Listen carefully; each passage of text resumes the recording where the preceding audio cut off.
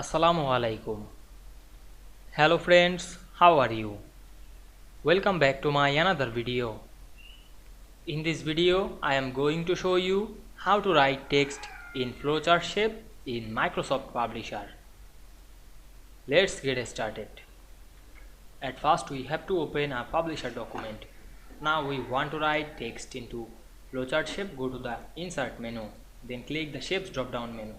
Now we can see here many shapes. Now we find and select the flowchart shape. Here are many flowchart shape. Now I select one.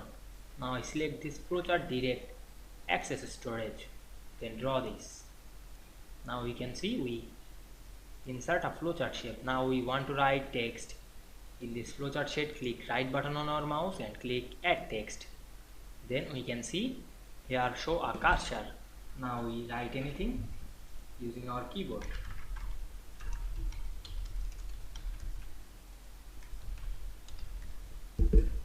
You can change the text color or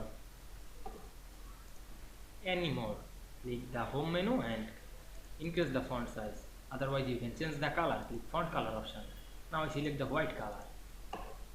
Now we can see we write text in flowchart shape very easily.